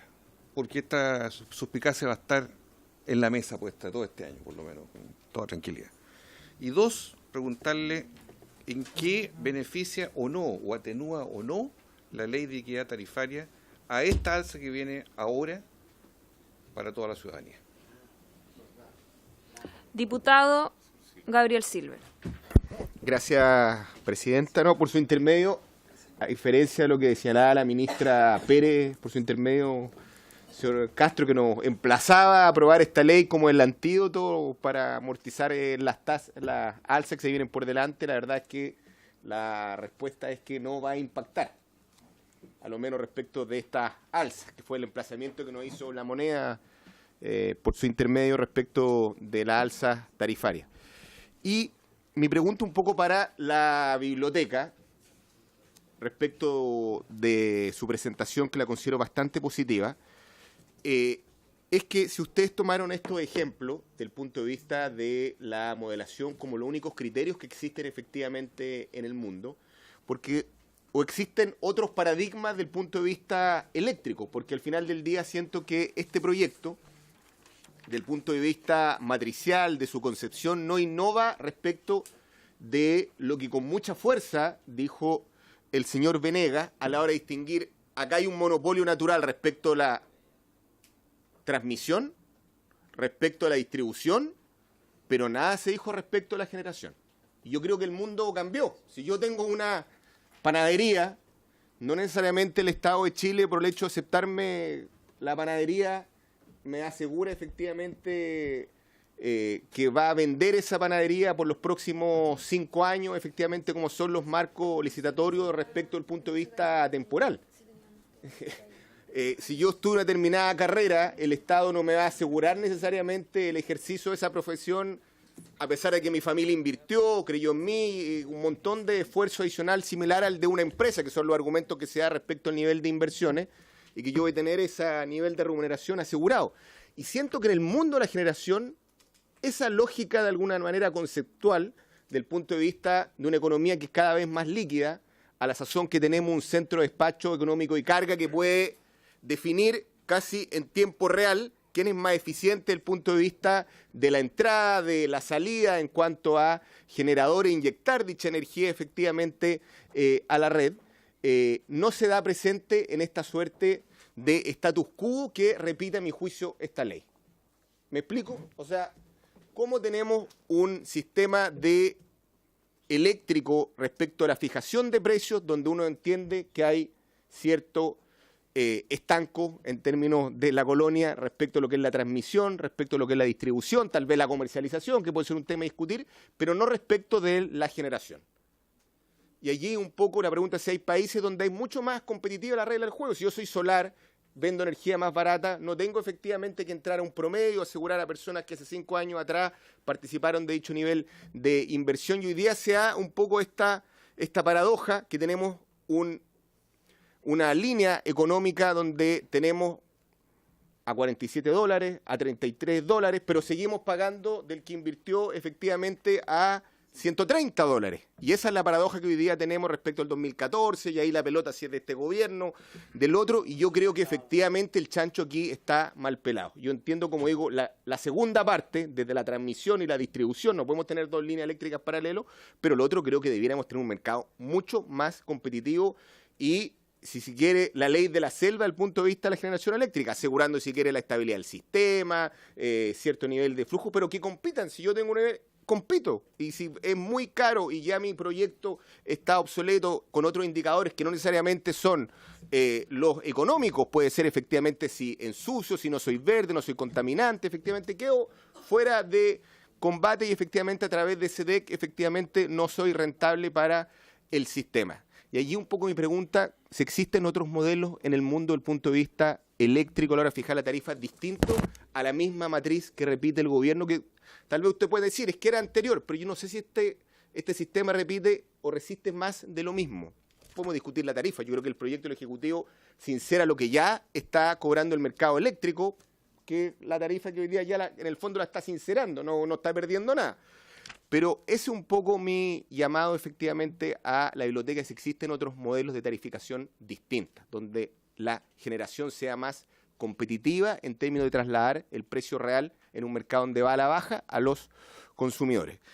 Y al señor Venegas, claro, uno entiende que el regulador tiene que jugar con las reglas efectivamente que tiene, pero no podemos mirar efectivamente a este 97% de la población que son los BT1, digamos, los residenciales, en los cuales son tan consumidores libres como todos, con la diferencia que tienen un mandante o un representante, que es el Fisco de Chile. Y ahí mi pregunta, si Bill Eaton, por ejemplo, este año tiene una licitación o relicitación, quiero ocupar la palabra relicitación porque entendió que la energía era más barata y salió a comprar más barata y renegocia sus contratos por $3.000 millones, ¿por qué el Estado no hace lo mismo en una situación extraordinaria? Aquí no le estoy echando la culpa de que fue la Bachelet, que ustedes repiten efectivamente el modelo, tal vez se renegocia con plazos mayores, porque estas son circunstancias efectivamente distintas a las que les tocó asumir a otros gobiernos. Con la diferencia que aquí tenemos clientes, como digo, que están atados efectivamente por tener un gran mandate, pero tienen una musculatura de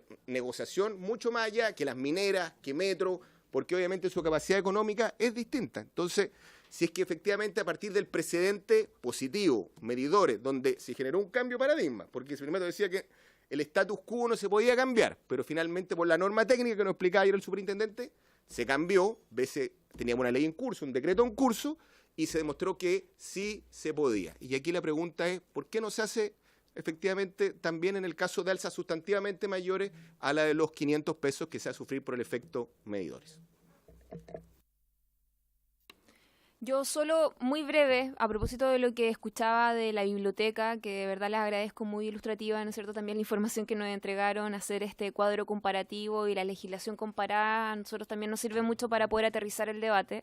Entendía de que se hace sobre la base también los cálculos de una empresa real. Acá es distinto sobre una empresa modelo, ¿no es cierto?, eficiente. Entonces, en la práctica hay mayor riesgo, usted mismo lo señaló, y hay alguna posibilidad de cambiar esta empresa eficiente por una empresa real. Y con respecto al alza de las cuentas de la luz, usted también hacía una curva con respecto a las fluctuaciones del precio del dólar. Mi pregunta es, ¿cuál es el valor que se establece al momento de hacer el cálculo? Si es cuando se dicta el decreto, cuando toma razón la Contraloría. Me gustaría tener como esa aclaración. No sé, ¿la biblioteca primero? ¿Sí? ¿Usted? Nos queda 5 minutos. Ya, rápido. Disculpe. Lo que decía el diputado Gaona respecto a la comercialización, en Francia no hay libertad de precio en comercialización, están regulados y no es que puedan cobrar lo que quieren, sino que, como dije, es la adición de todos los costos anteriores. Por tanto, está bien regulado. Y en España, la libertad de precios, como respecto a la capacidad de negociación, lo que yo he leído es que ha habido unas prácticas comerciales bastante agresivas desde las comercializadoras para que los clientes que tienen opción a estar con precios regulados se pasen a los precios libres, ¿vale? y por eso han logrado tener este porcentaje de 58% más o menos, que ha crecido bastante rápido. Incluso desde las autoridades se ha recomendado muchas veces que los clientes se queden en los precios regulados. Pero eso, no tienen la capacidad de negociación es menor y existe una prácticas comerciales más o menos agresivas. Respecto al bono social, lo que yo he podido investigar es que lo financia efectivamente la empresa o su matriz, pero el detalle de cómo eso después se refleja en la tarifa, le digo la verdad, no lo conozco, así que tendría que investigarlo. En cualquier caso, como le vamos a entregar un informe por escrito de esta presentación, que va a ser mucho más largo, ahí voy a intentar despejar esta duda, ¿vale? Perfecto. Porque no voy a decirlo sin saber. Pero no sé cómo se hace, la verdad es que no sé cómo se hace, por eso se lo entregaremos en la... no hay fijación de piso. Es uno de los puntos que miré más en detalle y en ninguno de los casos, de los dos casos lo encontré, ni en España ni en Francia. Los medidores en Francia sí forman parte de los costos de la empresa y es un proceso que está todavía haciéndose y hasta el año 2022 no se va a terminar, o sea, todavía falta bastante. Lo que preguntaba el diputado Vidal, bueno, de nuevo, el bono social voy a investigar exactamente si hay algún subsidio por entre medio, quién asume al final el costo, a pesar de que en principio es la empresa. Si están integradas o no están integradas, esa parte tampoco la conozco y la vamos a incorporar en el informe. Si hay piso, no hay piso, eso lo hemos visto. Techo, yo también lo busqué explícitamente y no encontré en los dos casos un techo tampoco, al menos en estos dos casos yo no lo encontré en la ley. Enedis, ahora recuerdo que es una empresa filial de EDF, que es de Electricidad de Francia, que Electricidad de Francia es parte estatal y parte privada. También preguntó respecto a lo del link y los medidores inteligentes, bueno, también se incluyen los costos. Y no sé si quieres tú contestar. Sí, por último, el diputado Pablo Vidal preguntaba cómo era el sistema eléctrico en Perú. Es similar al chileno, generación, transmisión y distribución, no existiendo la comercialización explícitamente. Y por último, el diputado Silver preguntaba respecto a la generación. Claro, pese de que el objetivo, claro, acá de la presentación era en distribución, cabe rescatar de que hay un consenso bien genérico de que tanto en transmisión y en distribución se reconocen como monopolios naturales y la generación, por lo general, hay competencia. Hay competencia en términos de cómo a través de la licitación las distintas generadoras van a competir por ofrecer el mejor precio para la venta a la distribuidora. En términos de si es que hay alguna otra fórmula de tarificación que considere aquello, en lo particular, yo no tengo antecedentes, pero sí la generación por lo general tiene una concepción distinta a los otros dos segmentos, en el sentido de que hay competencia. Entonces, por eso el foco por lo general no está en términos de regular la tarifa o regular con mayor especificación ese mercado, sino que el foco siempre está en la generación y en la transmisión y la distribución. Eso. Secretario.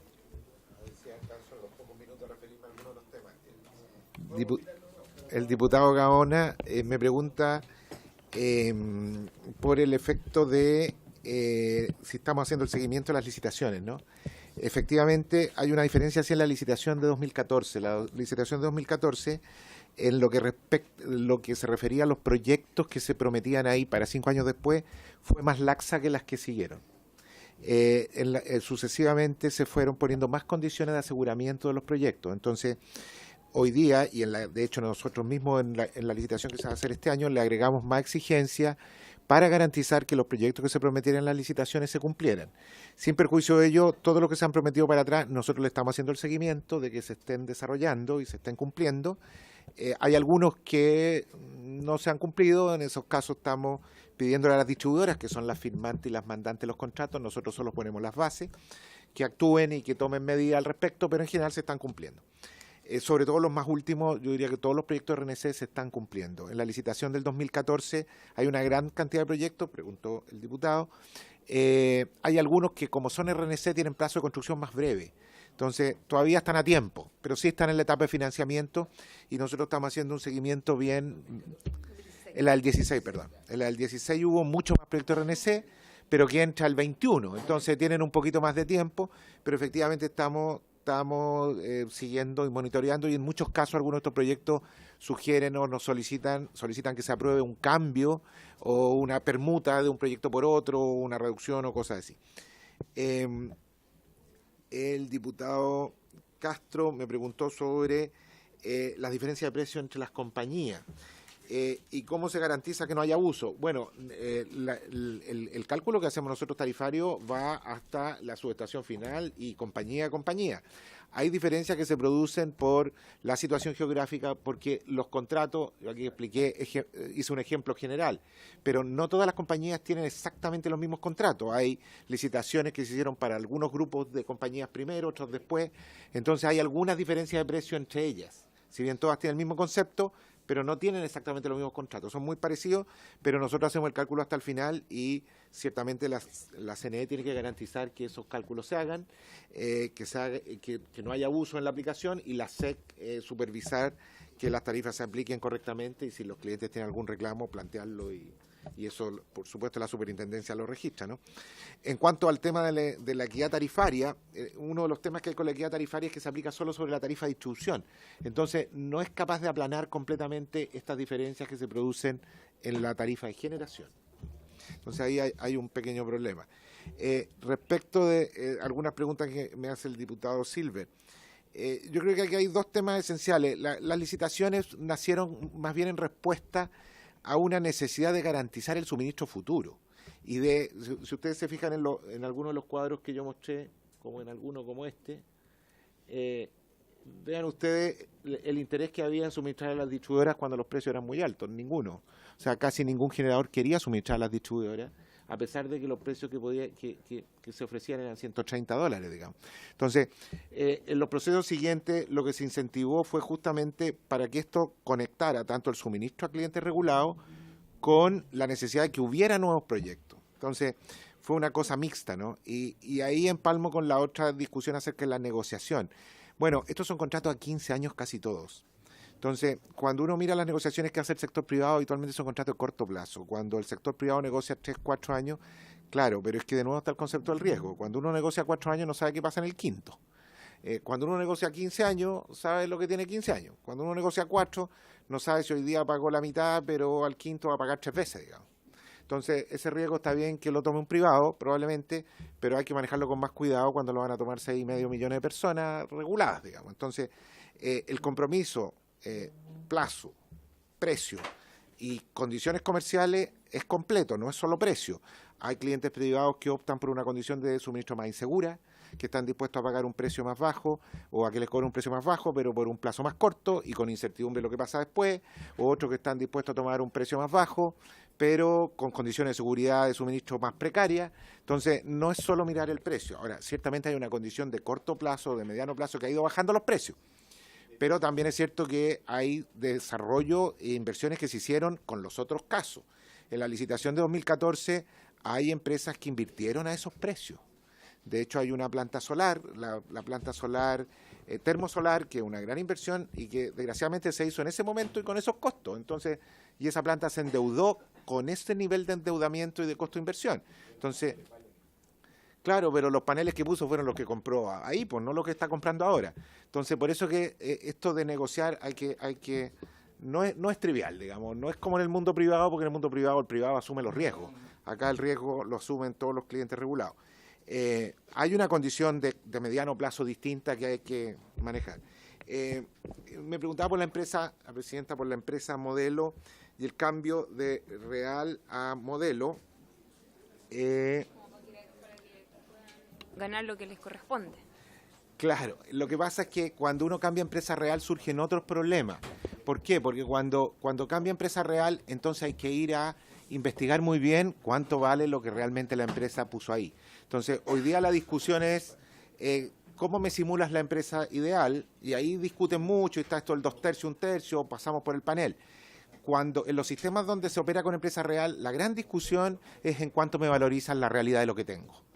Y esa no es tampoco una discusión menor, porque evidentemente la empresa está interesada en valorizar mucho lo que tiene, y entonces la discusión habitual con el regulador, que exige un regulador a lo mejor con mucho más personal, con mucho más certificación, de estar yendo al perno y al cable de cada cosa que tiene instalada la distribuidora, porque hay que ir por los activos, etcétera. Entonces también tiene otra problemática que no es menor. Cuando se tarifica con empresa real es menos riesgo por eso, porque la empresa distribuidora sabe que le van a valorizar sus activos reales. Entonces su riesgo es que me los valorice bien y logre convencer al regulador de que me los valorice bien. Cuando se tarifica por empresa ideal, el regulador sabe que va a una empresa eficiente y la distribuidora tiene el riesgo de que parte de cero. El partir de cero cada año o cada 4 años es riesgoso, porque puede significar que inversiones que hizo la distribuidora y fueron necesarias hace 4 años ahora no lo son, y la empresa ideal no las ve. Le dice, mira, está bien, tú invertiste para allá, pero esto no lo veo ahora, porque ahora no es ideal. Lo ideal es este otro. Entonces pueden quedar activos sin remunerar. Y por lo tanto hay una diferencia de riesgo, ¿no? Respecto de cuál dólar se usó, el dólar que se usó en este cálculo, que a nosotros nos parece que es el más correcto, es el promedio del semestre, porque que fue 640 pesos. 640, y el que viene ahora... Claro, porque efectivamente, quizá veamos esto de nuevo. Yo creo que este cuadro es muy explicativo. Sí, este cuadro es muy explicativo. Recordemos que en definitiva lo que hay que recuperar aquí es exactamente el valor de los contratos. Las generadoras están facturando sus contratos a las distribuidoras, y al final eso es lo que tiene que llegar hasta los clientes. O sea, si el mundo fuera más ideal y uno quisiera traspasarlo directamente, habría que casi hacer hora a hora, día a día, mes a mes, cuánto valen los contratos, pasarlo a dólar y cobrarlo. Entonces, el cálculo que hace la Comisión Nacional de Energía es justamente para no entregar al cliente una señal que esté variando permanentemente, hace un cálculo más plano, ¿no? Y por lo tanto toma un dólar que ojalá sea menos volátil. Aquí se puede ver, y está hecho más o menos así el ejercicio, si uno mira, si toma el cachito anterior a la subida amarilla, bueno, le habría dado una aplanada más alta. Entonces hay que tratar de quitarle también volatilidad al dólar, tomar el dólar menos volátil. De hecho, si se hubiera tomado, en el momento que se hizo el cálculo, creo, no sé, en septiembre, el dólar estaba como en 6.80. Si se hubiera tomado 6.80, habría sido un dólar más alto que todos los que hubo después. O sea, no habríamos pasado por exceso. Pero no hay un criterio establecido. Sí, el criterio establecido es el promedio en este momento de los 6 meses. Claro, cuando se hizo la vez pasada fue 603, ahora dio 640. Pero esto es a propósito de los 6 meses que se demoró en la toma de razón de Contraloría. No tiene nada que ver. La ley establece el dólar y los reglamentos establecen el dólar, y en este momento es el promedio de los 6 meses anteriores. Ah, ya.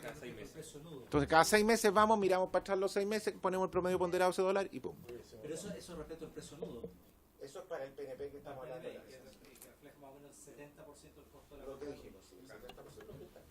¿Y no hay ninguna posibilidad de cambiar a un instrumento el cual haga una bajada más aterrizada de lo que hoy día finalmente se traduce en pesos, que es el pago que hoy día tienen los usuarios? Más allá de la inversión que haga la empresa, ¿no se puede hacer un cálculo en pesos como para que sea fijo? Se hace en pesos, pero de acuerdo a lo que va fluctuando el dólar.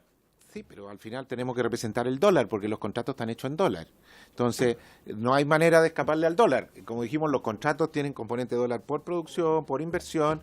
Los contratos hechos en las licitaciones están en dólares. Entonces, hay que cobrarlo en pesos, pero hay que hacerlo de una manera que al final las empresas recuperen esos dólares.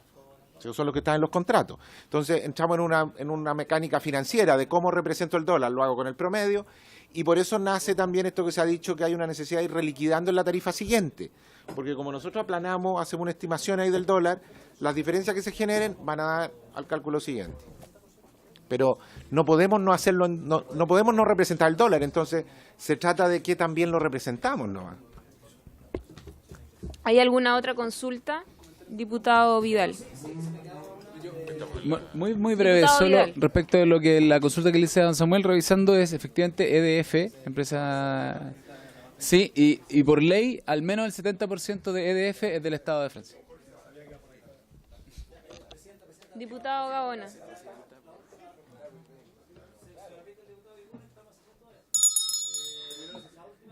Moción de orden. Bien, si los contratos que se licitan son transables.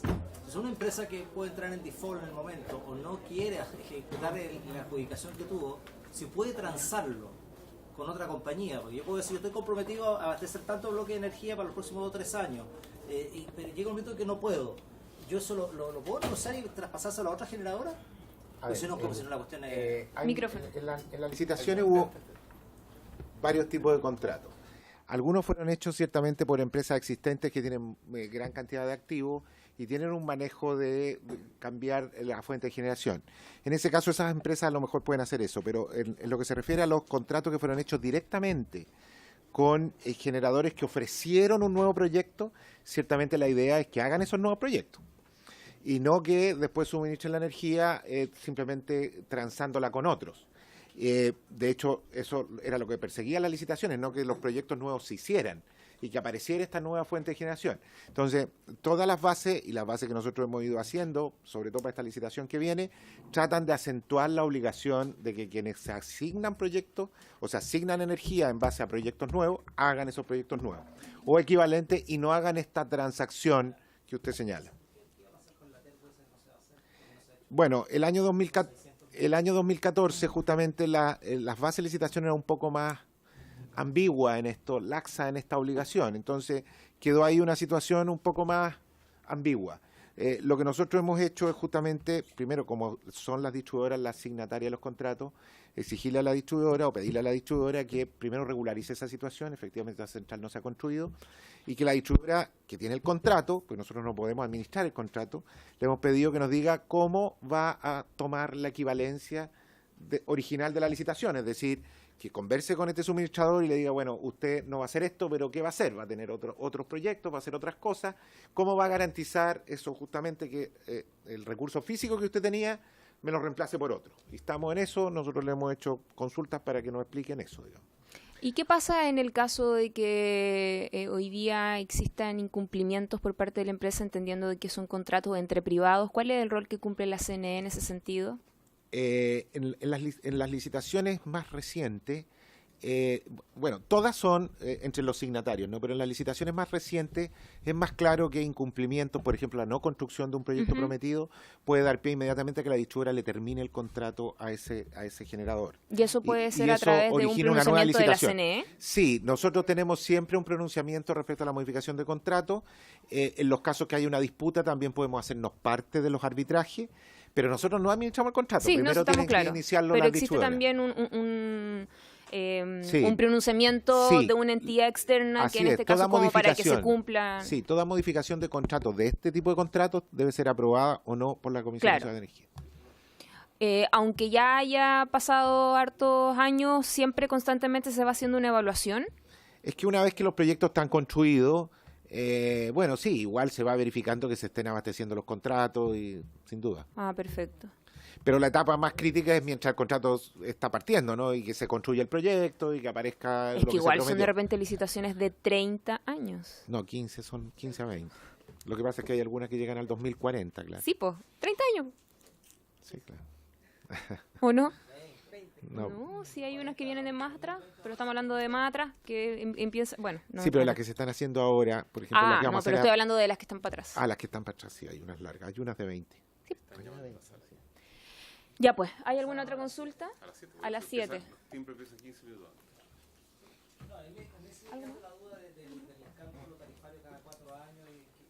Pero el de 4 años de la distribuidora. De la distribuidora, sí, pero respecto, o sea, ¿por qué vuelven a calcular de nuevo todas las inversiones?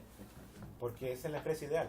Justamente ya ahí donde está el riesgo para la distribuidora, que a los 4 años volvemos a mirar todo como si nada hubiera pasado y buscamos la empresa más eficiente para eso. Pero no repiten la valorización de los activos ya que están incluso amortizados y todo lo demás. Quizás es una empresa ideal, no se miran los activos reales. Por eso que es muy distinto a la concepción de empresa real, en que sí se miran los activos reales. Y la empresa real tendría que ser compañía a compañía. Claro, entonces es un problema. Y hay que ir a chequearle que los activos reales sean los que digan. Es un cálculo de otra complicación. Ya pues, muchas gracias a nuestros invitados y por haberse cumplido el objetivo de esta sesión. Esta se levanta.